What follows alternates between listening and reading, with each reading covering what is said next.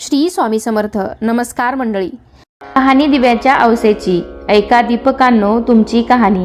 आटपाट नगर होतं. तिथं एक राजा होता. त्याला एक सून होती. तिने एके दिवशी घरातला पदार्थ स्वतः खाल्ला आणि उंदरावर आळ घेतला. आपल्यावरचा प्रमाद टाळला. इकडे उंदरांनी विचार केला, आपल्यावर उगाच आळ आला आहे, तेव्हा आपण तिचा सूड घ्यावा, असा सर्वांनी विचार केला. त्यांनी रात्री हिची चोळी पाहुण्यांच्या अंथरुणात नेऊन टाकली. दुसरे दिवशी हिची फजिती झाली. सासूदिरांनी निंदा केली. घरातून तिला हाकलून दिली. हिचा रोजचा नियम असे, रोज दिवे घासावे, तेलवात करावी, ते स्वतः लावावे, खडी साखरेनं त्यांच्या ज्योती साराव्या, दिव्यांच्या औसेच्या दिवशी त्यांना चांगला नैवेद्य दाखवावा. त्याप्रमाणे ही घरातून निघाल्यावर ते सर्व बंद पडले. पुढे ह्या औसेच्या दिवशी राजा शिकारीहून येत होता. एका झाडाखाली मुक्कामास उतरला. तिथं त्याच्या दृष्टीस एक चमत्कार पडला. आपले सर्व गावातले दिवे अदृश्य रूप धारण करून झाडावर येऊन बसले आहेत. एकमेकांशी गोष्टी करीत आहेत. कोणाचे घरी जेवायस काय केलं होतं, कशी पूजा मिळाली वगैरे चौकशी चालली आहे. सर्वत्रांनी आपापल्या घरी घडलेली हकीकत सांगितली. त्यांच्या मागून राजाच्या घरचा दिवा सांगू लागला, बाबांनो काय सांगू, यंदा माझ्यासारखा हतभागी कोणी नाही. मी दरवर्षी सर्व दिव्यात मुख्य असायचो. माझा थाटमाट जास्ती व्हायचा. त्याला यंदा अशा विपत्तीत दिवस काढावे लागत आहेत. इतकं म्हटल्यावर त्याला सर्व दीपकांनी विचारलं, असं होण्याचं कारण काय? मग तो सांगू लागला, बाबांना काय सांगू, मी ह्या गावच्या राजाचा घरचा दिवा. त्यांची एक सून होती. तिने एके दिवशी घरातला पदार्थ स्वतः खाल्ला आणि उंदरावर आळ घातला.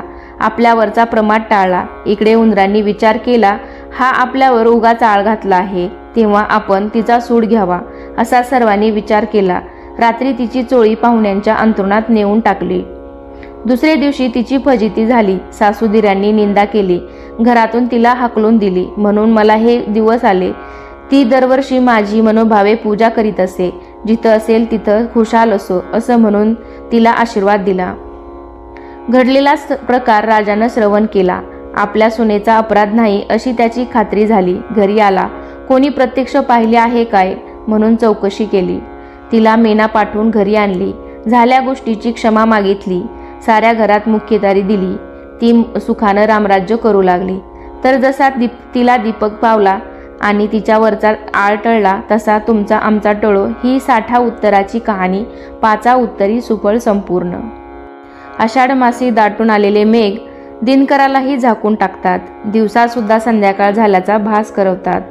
या आषाढातला घनदर्ग काळोख मागे टाकायचा आणि श्रावणातील मांगल्याचे स्वागत करायचे, ते दिवे लावूनच. कारण दिवे आपल्या आयुष्यातील अंधकार दूर करून आपले जीवन प्रकाशमय करतात.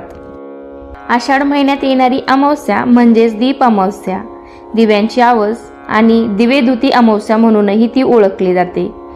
दिव्याच्या प्रकाशाने नेहमी अंधाराचे निवारण होते. दिव्याच्या प्रकाशाने वस्तू उजळून निघते, तेजोमय दिसते. म्हणून दिवा हे मांगल्याचं प्रतीक आहे. दीपपूजनेचे आंतरिक अज्ञानही दूर होते. शत्रुबुद्धी नष्ट होते. विकार कुंठित होतात. दिवा हे ज्ञानाचे द्योतक आहे. दीपतेजाने बुद्धीही स्थिर राहते. शिवाय ज्ञानाच्या एका दिव्याने हजारो दिवे पेटवता येऊ शकतात. विजेचे दिवे कितीही सुंदर व शक्तिशाली असले तरीही त्या दिव्यांनी इतर दिवे प्रकाशित होऊ शकत नाहीत. आपल्या वैदिक किंवा दैनंदिन संस्कृतीत म्हणूनच दीपपूजेला खूप मोठं महत्त्व आहे. दररोज सकाळ संध्याकाळ देवघरात दिवा लावण्याची परंपरा आपल्या हिंदू धर्मात आहे. त्यामुळे दिव्यांचे महत्त्व हे अनन्यसाधारण आहे. अशी छोटीशी दिव्याच्या औसेची कहाणी. ही कहाणी तुम्हाला आवडली असेल तर नक्की तुमच्या फ्रेंड्स फॅमिलीमध्ये शेअर करा.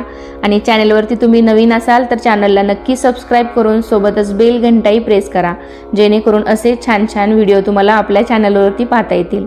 चला तर मग पुन्हा भेटूया अशाच एका छानशा आणि नवीन व्हिडिओमध्ये. तोपर्यंत धन्यवाद.